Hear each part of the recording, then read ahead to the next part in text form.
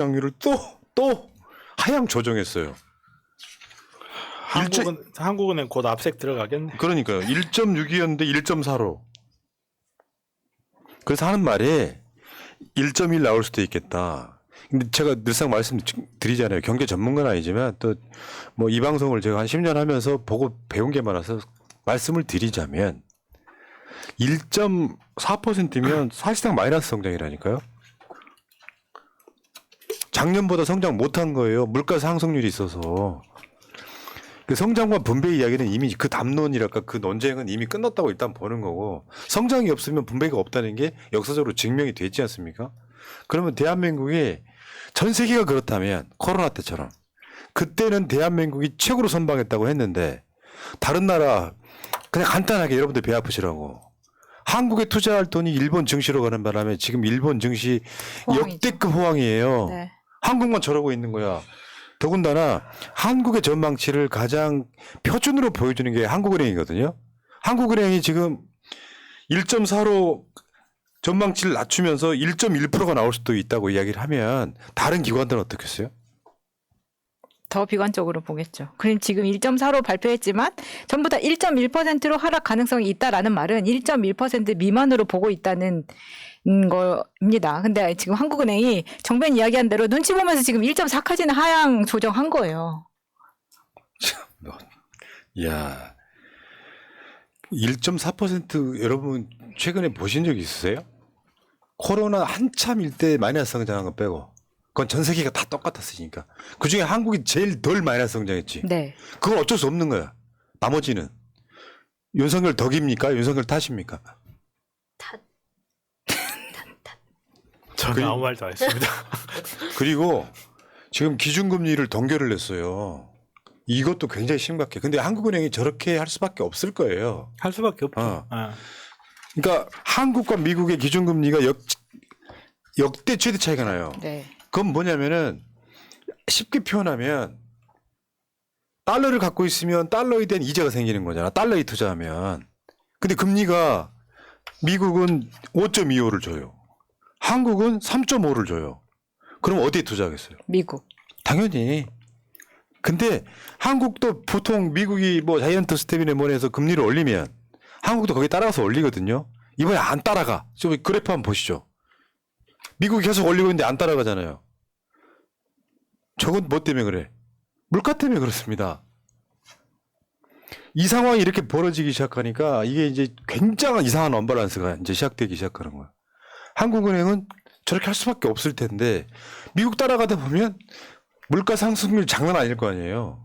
더군다나 지금 뭐 은행에다가 뭐 주택담보원에 뭐네 해가지고 빚지신 분들은 또 그렇죠. 금리 오르면 또 엄청 내야 되는 상황이 네. 오기 때문에 그렇게 되면 이제 이 언밸런스가 대한민국 경제를 어떻게 만들지는 그 나비 효과가 장난 아닐 거다.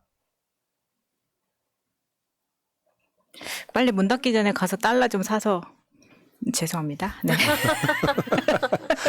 남대문 갔다 와. 아 진짜 씨. 그리고 한은의 올해 경제 성장률 전망 한번 보세요. 저것도 한번 보세요.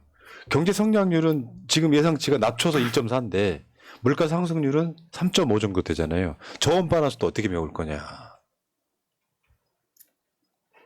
메울 생각은 있을까요? 나는 그게 더 궁금해. 근데 뭐 이 추경호는요. 야, 추경호 얘는 그냥 때려 죽이고 싶더라고. 뭔 말이냐면 전에 우리 무역 적자 나니까 중국의 리오프닝 되면 괜찮아집니다 네. 했거든. 경제가 나빠진다는 얘기에 추경호가 뭐라 그런 줄 아세요? 지난주에 5월 말 되면 괜찮아진대요. 말이다. 저번에 무역 적자 어떻게 해소할 건데 했더니 그랬잖아요. 수출을 많이 해서. 아, 나 씨. 자, 그 다음에 문제는 이렇게 경제가 나쁘면 좀 못 사는 분들이 어렵잖아요. 그런데 왜냐면 못 사는 사람이나 잘 사는 사람이나 물가 체감으로 느끼는 건 똑같잖아. 잘 사는 사람도 편의점 가고 못 사는 사람도 편의점 마트를 가잖아요. 근데 진짜 중요한 건 소득 상위 40에서 60% 이걸 중산층이라고 하거든요. 실질 소득이 감소했어요. 이거는 물가가 오르고 소득은 안 늘었기 때문에 안 생기는 늘으니까. 현상이죠. 여러분들 삶에 나는 여기에 피해 본 게 없는 것 같은데 아니라고요. 어제 제가 설명해 드렸죠. 새날도 지금 현재 유튜브 방송하면서 피해를 보고 있다고요.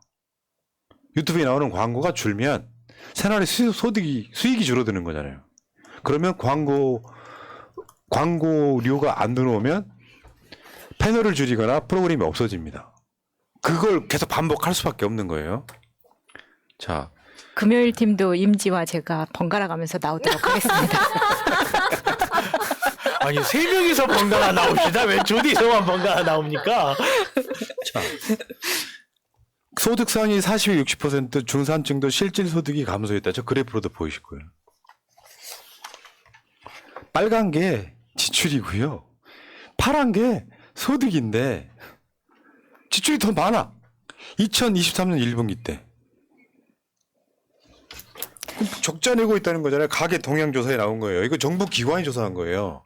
새날이 조사한 거 아닙니다. 네, 통계청에서 한 건데 이게 지금 뭐 소득 상위 40에서 60%가 이 정도라고 하면은 아까 우리가 최저임금 이야기를 했지만 물가 상승률 그 유럽에 대비해서 제가 한국 왔을 때 그런 이야기 많이 했었어요. 한국 물가 너무 비싸다. 왜냐하면 생필품 같은 경우에는 유럽 마트에서 같은 돈으로 살 수 있는 거를 비교해 봤을 때 훨씬 많이 살 수가 있습니다. 특히 우리나라는 과일이나 채소가 정말 비싸요. 그러다 보니까 그냥 집에서 밥 해 먹을 수 있는 기본적인 것들이 비싸기 때문에 지금 중산층이 힘들다고 하지만 아까 최저임금에 있었던 정말 서민층에서는 더 힘들다는 거죠. 이거 버틸 수 없는 단계에 이르고 있다는 겁니다. 그리고 우리나라가 이제 전자제품 같은 프리미엄 전자제품 많이 만들고 우리나라 문화가 많이 발달해서 K-팝 뭐 이런 K-영화 이런 인기가 있잖아요. 그게 인기가 있기 위해서는 기본적인 소득이 있어야 돼요. 내가 100만 원 벌어가지고 이 100만 원으로 먹고 살고 입는 거에 다 써버리면 밥 먹고 마카롱 어떻게 먹어요? 못 먹지. 밥 먹고 아메리카노 한잔 하면서 나는 좀 고급스러운 블루 마운틴을 마실 거야. 나는 똑같이 음악을 들어도 이런 것보단 귀르가짐을 느낄 수 있는 고급 음향기기를 할 거야. 그 수요가 생길 때 비로소 우리나라에서도 밥 먹고 나서 후식으로 치즈케이크 쓸 수 있었던 거예요. 그렇지 않는 우리가 아메리카노 마신 게 불과 20년밖에 안 되는 게 그 전에는 그럴 만한 소득이 없었어. 근데 우리 사회가 발전하면서 충분히 소득이 생기고 내가 기본적인 나에게 반드시 필요한 것에 지출을 하고 나서도 돈이 남을 때 이때 비로소 약간 더 고급 문화를 향유할 수 있고 고급진 어떤 것에 투자를 할 수 있게 되는데 이게 다 마비돼 버리는 거예요. 당장 돈이 없는데 내가 어떻게 아이패드 살지 삼성 갤럭시 S를 살지를 고민합니까? 안 사지 그냥. 그러니까, 그럼 우리나라 산업이 발전 안 해버려요. 경제가 잘 돌아가면 이게 경제는 심리다고 하는 것처럼 앞으로 잘 될 거라는 전망이 많아지면 에이 일단 지르고 보지. 그렇죠. 카드 외상 네. 국잖아요. 근데 안 될 거라고 생각해. 한은이 1.4로 전망을 했어. 그럼 다른 기관들 뭐 아시아개발은행, IMF 이런 데가 1.5, 1.5 이게 더 내려가기 시작하는 거예요. 사실 1.5 밑이라고 하면 물가 상승률을 하면 사실상 마이너스다. 그러면 기업들도 사람 채용을 덜 하죠.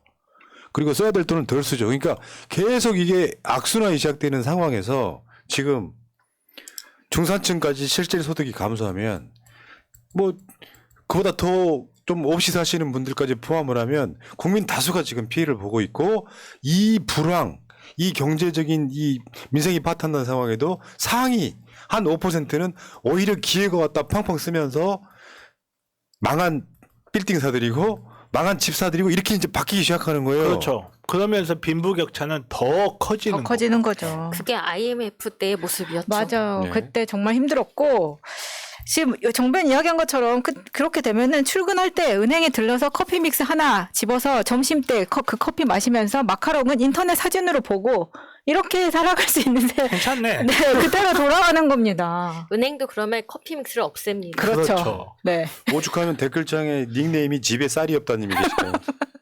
저 보내드릴게요. 그리고 이런 상황에서 이제 세수도 부족하다 보니까 정부가 예산을 불용하면서 예산을 안 쓰면서 이걸 어떻게든 해결을 하겠다라고 하는데 그러면 여러분들한테 돌아갈 수 있는 그런 복지나 이런 것들이 다 줄어들게 될 겁니다. 그러면 근데 더 힘들어지죠. 그렇죠. 바람직한 이제 구조가 이렇게 다이아몬드로 중산층이 제일 많고 못 사는 사람 잘 사는 사람이 소수여야 좋은 나라라고 하잖아요.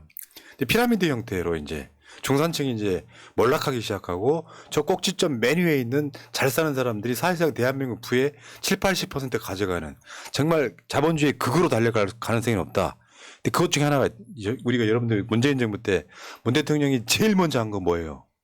인국공, 비정규직, 맞아요. 정규직을 했다. 그게 이제 불공정하다는 말도 안 되는 논란이 있어가지고 근데 방향성 기가 막혔죠. 좋았잖아. 음. 그러니까 비정규직을 정규직화하는 문제를 국민의힘 등이 무슨 일베 이런 애들이 선동을 하는 바람에 맞아요. 실제로 윤석열이가 이번에 공공기관 정규직 전환 사실상 안 했다고 보지. 약속된 것만 하고 말았단 말이에요. 그거 저 숫자로 한번 보여드릴게요. 비정규직 직원 수 추이 이렇게 되어 있는데 보세요. 2022년 윤석열 집권하고 나서는 비정규직이 오히려 늘어난 거죠. 317명이 늘었고요. 공공기관. 문재인 정부 때 계속해서 줄어들었었단 말이에요. 이러고 있는 거야. 그러니까 비정규직을 정규직으로 전환하는 것을 윤석열이 끝내버린 거예요. 방향성이 이렇게 되면 안 되잖아. 이런 뉴스 나오지도 않아. 2030의 참 도덕성을 참 뭐라고 이야기하고 싶지 않은데 인국공 사태 제가 엄청 막 열변을 토했었는데 그렇잖아요. 앉아서 공부하는 것만 노력이냐고. 그 기업에서 땀 흘리고 낮에 자기랑 똑같은 젊은 사람이 거기에서 땀 흘리고 몇 년씩 일해서 정규직이 되는 걸 불공정이라고 하면 어떡하냐고 그걸. 근데 사실 지금도 그렇죠. 얼마 전에도 인터넷 보니까 그런 글이 올라와 있더라고요. 우리나라의 소득세의 90%를 고소득자 돈 많은 사람들이 내는데 툭하면 서민 하면서 서민들 세금 깎아줘야 된다 하는 거 보면 기가 막히다. 그런 글이 올라옵니다. 저는 그 글을 볼 때마다 한마디만 생각하고 그러면 니도 서민해. 고소득 하지 말고 장사 접고 그러면 서민하라고. 누구 말 맞다라 누가 칼 들고 협박하는 거 아니고 세금 내면서 고소득자로 있는 거 아니잖아. 정말 우리나라 진짜 일부 젊은이들이라든지 일부 정치인들의 공정이라는 걸 이야기를 들어보면 소름 끼칠 때가 많아요.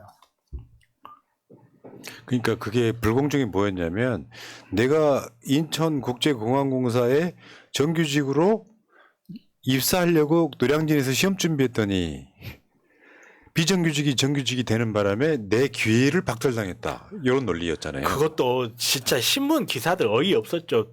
사실상 존재할 수도 없을 것 같아. 이상한 카카오톡 내용 하나 끌고 와가지고 뭐 공시생들 준비하는 방에 뭐 니들이 공부하는 동안에 월급 받고 놀던 나 정규직 됐다 이런 카톡이 올라왔다고. 네. 정말 우리 자, 욕하지 그리고, 말자. 욕하지 말자. 자, 그리고 이제 팩트만 몇 개 알려드리고 다음 주제로 가야겠습니다. 오늘 왜 이렇게 준비를 많이 한 거냐.